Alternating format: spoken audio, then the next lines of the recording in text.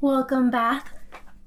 I shouldn't be doing a thing where I speak words because they never come out right. Welcome back, Myth and Magic listeners. I'm your host, Lore, your friend Lore, the person you're listening to. And today, we're grabbing our coziest socks and our favorite drinky drinks. I am drinking Creo on ice. It's chocolate brewed like coffee, and I love it. Because we're diving into a creature that's sure to send a shiver down your spine.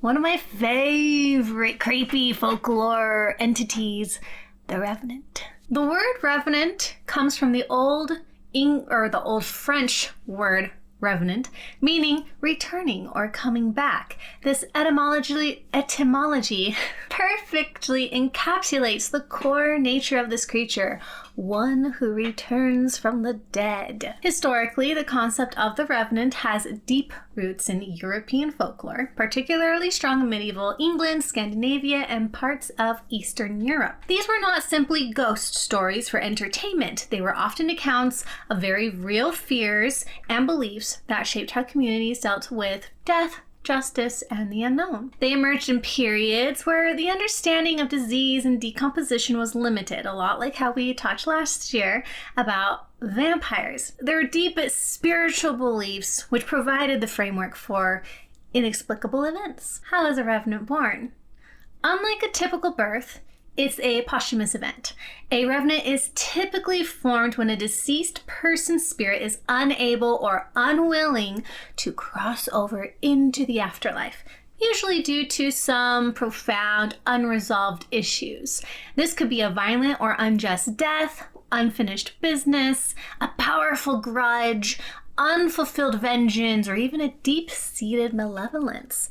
Improper burial rites, a broken vow, or a curse could also sometimes lead to their creation, but it's more often tied to the individual's own state of being at the time of death or the circumstances surrounding it. The appearance of a revenant is often described as a reanimated corpse.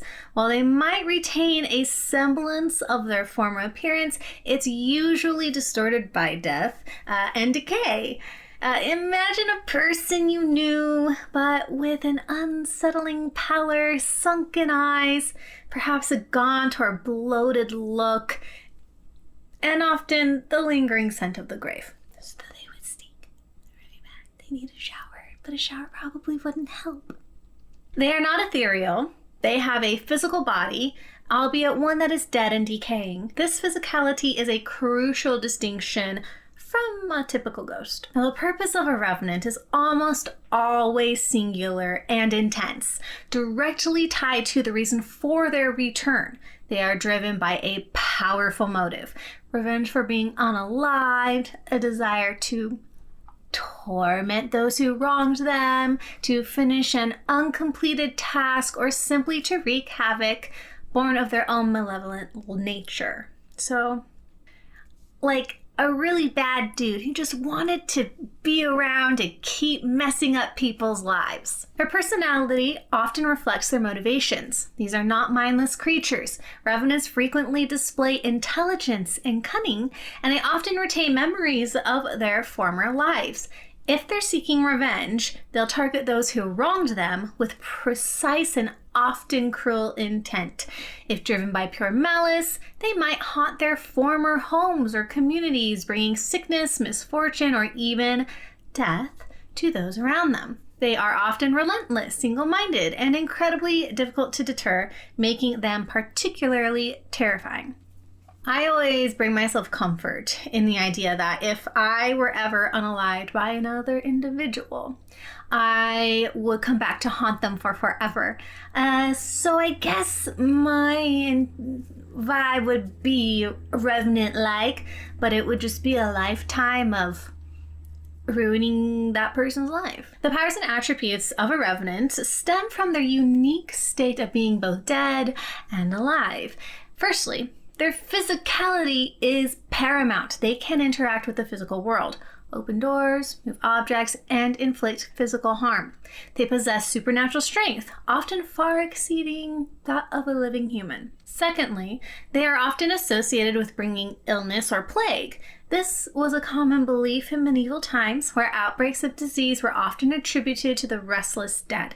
Their presence was thought to be toxic to the living, and that again is kind of something we touch on when we talk about vampires, especially when we talk about our American vampire, the young woman who people thought was unaliving her family but they were just sick. Thirdly, they are usually resistant to conventional attacks. Swords, arrows, or blunt force might harm them, but rarely destroy them permanently. This made them incredibly frightening to encounter. Finally, some folklore suggests they might possess limited supernatural senses or the ability to instill fear or dread in those nearby. Now, we're not doing two parts because with these kind of spooky vibe entities we talk about, there's just not enough content to do origins, backstory, and then actual stories from them.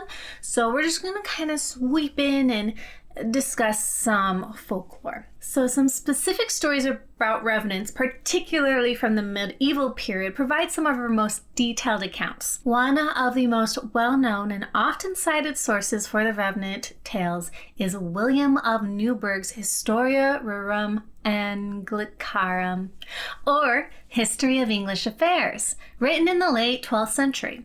William was a meticulous historian, and he recorded several accounts of the undead that align perfectly with the concept of the revenant, often presenting them as historical events. One particularly vivid story from William of Newburgh involves a man of Buckinghamshire. This man had left his wife for another woman, and after his death, his corpse began to rise from the grave each night. He would disturb the town, particularly his former home, often sitting on people's roofs. What truly terrified the villagers was that his presence brought a pestilence, causing widespread illness and death wherever he went. The townspeople, desperate to end the terror and the accompanying plague, consulted with the Bishop of Lincoln. The bishop advised them to exhume the body, decapitate it, and then burn the corpse to ashes. This gruesome procedure was carried out, and only after these drastic measures were taken did the haunting cease and the plague lift from the town. This account perfectly illustrates the physicality, the malevolent purpose, and the extreme methods believed necessary to stop a revenant. Another fascinating tale from William of Newburgh recounts a case from Aylesbury, where a deceased man after burial continued to return to his former home. This revenant would appear at his widow's bedside, calling her name and causing her immense distress, because that would be scary. Especially considering how a revenant would look. If my husband, he's not allowed to do this, but my husband, and he knows, he's watching these now, I know, he found my YouTube. If my husband passed away and returned as a revenant, there might be an issue. But don't go before me, my dude. Don't do it. We will have issues in a reverse situation. He knows. But this would cause his widow's immense distress. She eventually fled in terror, but the revenant continued to terrorize other residents of the town, specifically targeting the new tenants of his house. The townspeople of Aylesbury eventually took action. They disinterred the body, removed its heart, a common ritualistic act to prevent the return of the dead, and then buried the remains in a different, more remote location, believing this would finally ensure his rest and prevent his return.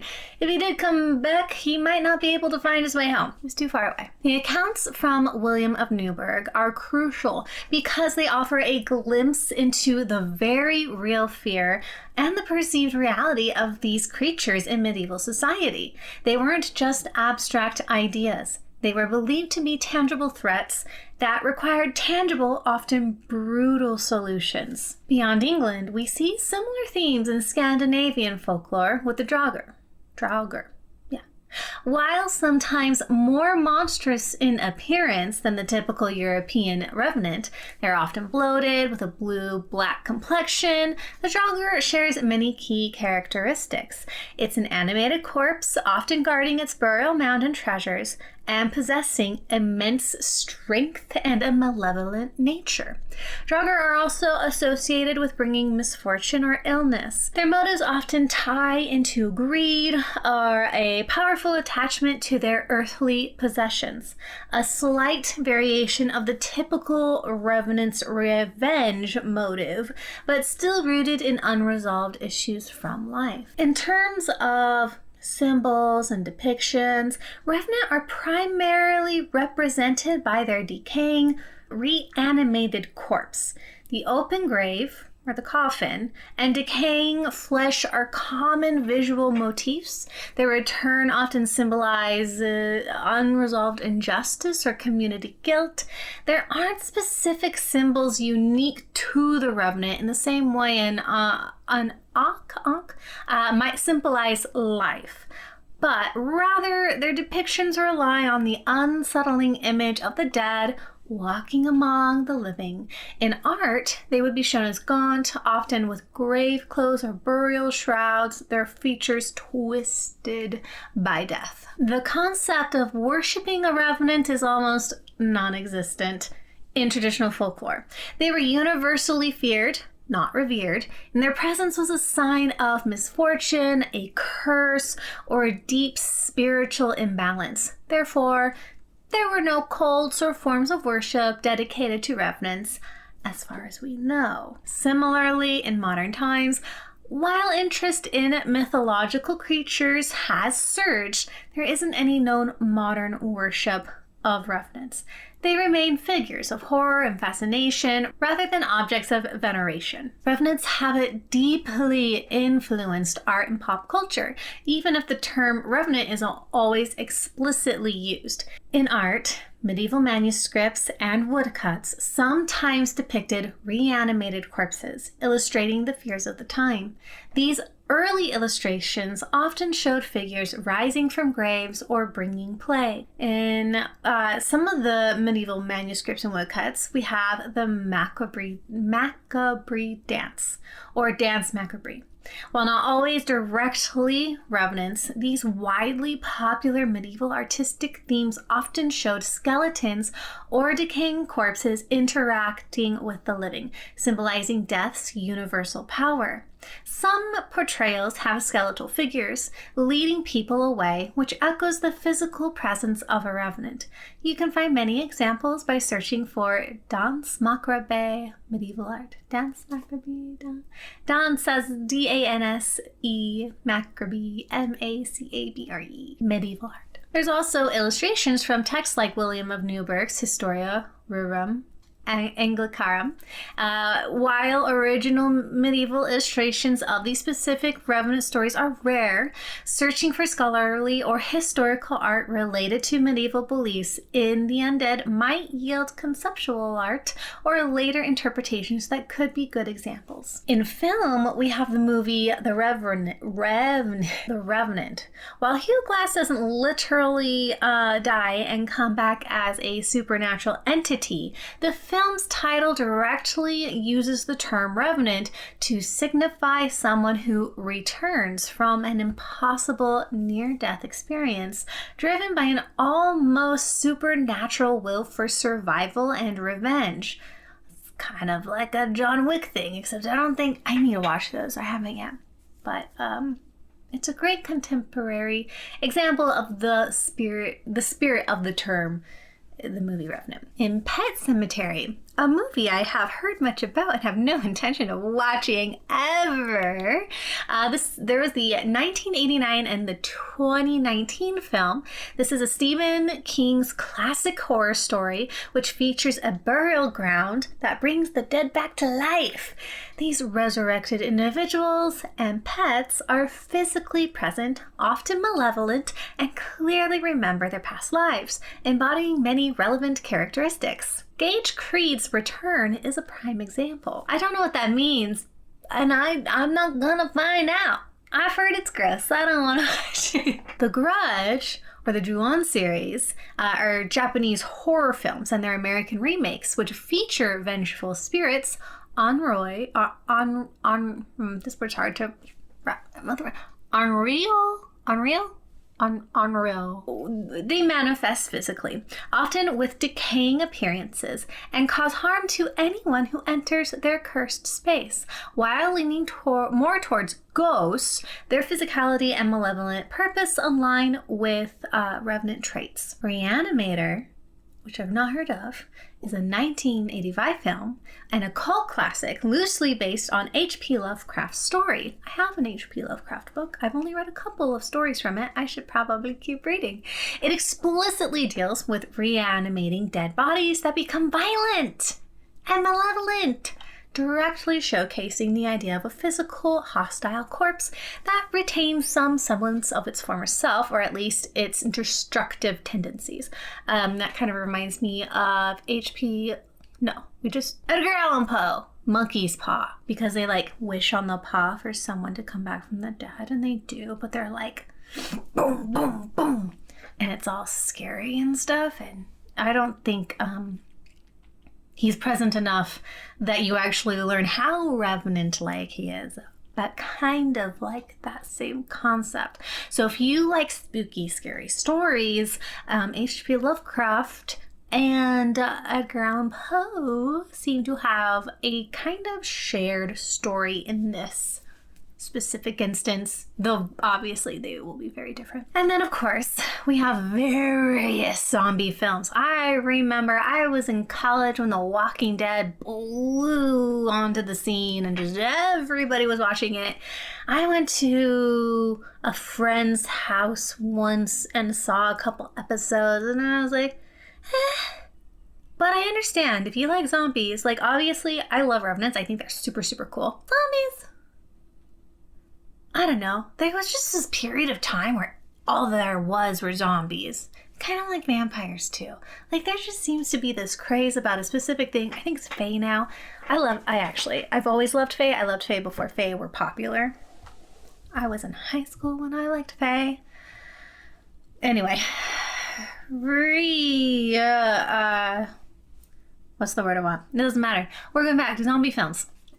There are zombie films with the smart zombie and then the purpose-driven zombie. Some interpretations of zombies, particularly in early films or specific subgenres, feature individuals who retain more of their personality or have a particular drive, moving beyond the mindless horde. And then you have like the in-betweens where... like Shaun of the Dead. I watched that one with my husband this year, I think. And there was some personality retention, but very much a mindless horde thing going on too. There's also the concept of the infected versus undead.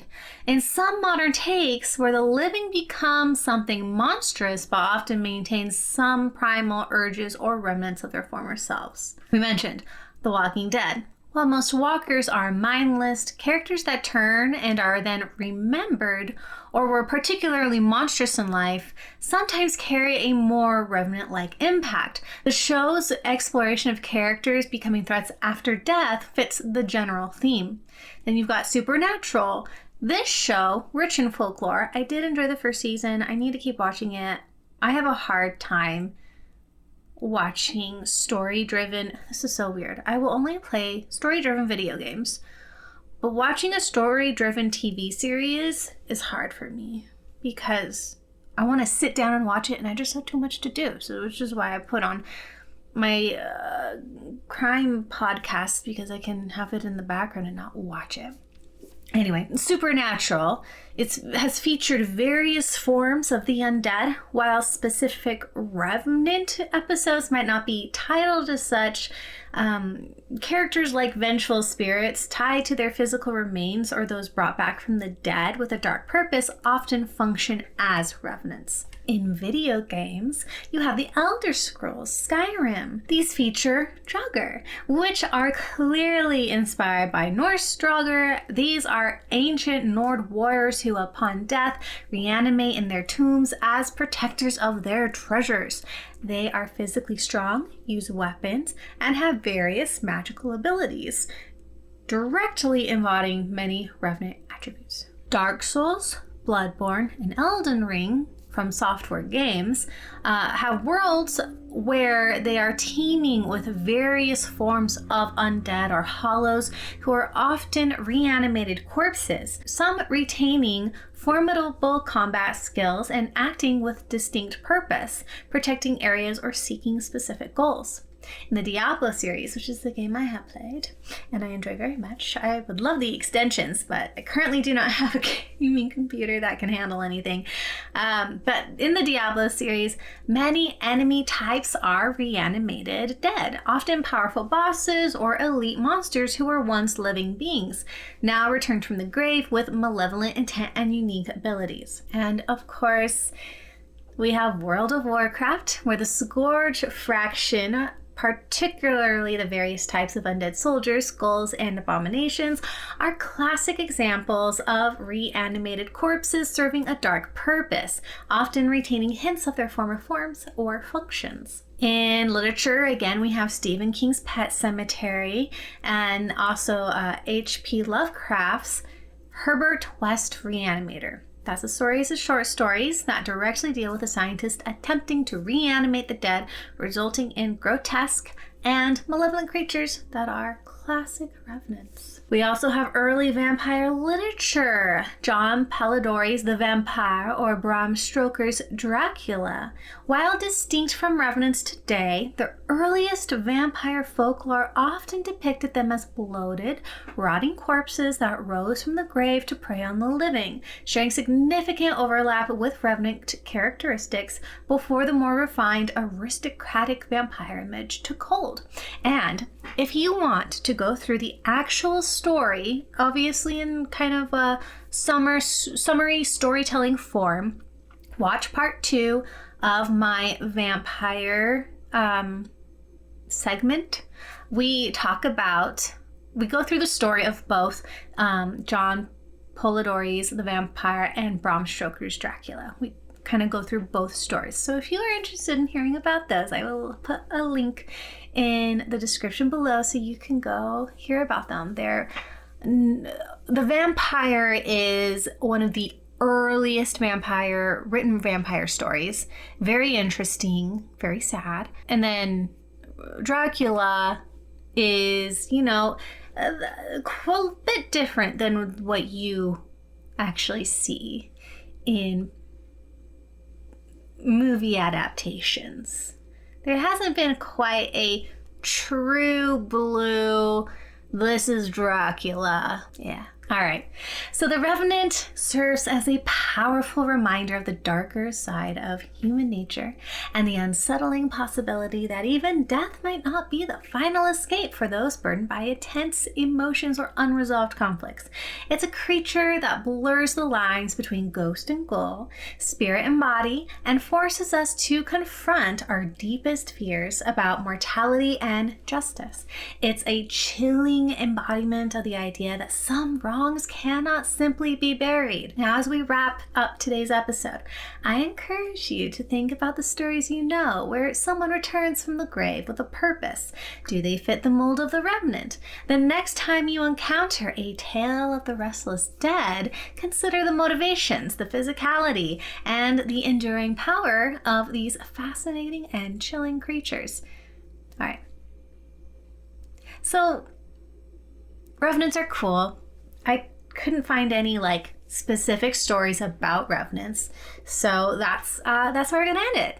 That's all for our episode here about revenants on Myth and Magic. And remember, we're going through these stories for creative purposes, for fun, and if there's anything that I want to encourage is creativity. You learn these things so you can use them and break them. Have fun. And if you have a story that you're writing about a revenant, I hope this can help you. If you're inspired to write a story about a revenant, I now think I might want to, I think I want to do some short stories. I wrote one inspired by the Wendigo, which we are covering this season, and it was very loosely based off of it. And I think I want to just do a collection of short stories, and a Revenant might be one of them. So have fun with it, and don't forget to join me next time as we explore another creature from the shadowy corners of folklore. Until then, stay cozy, stay curious, be creative, be kind, be a light in this world. We need it. And keep an eye on those old graveyards. All right? I will see you guys next time. Bye.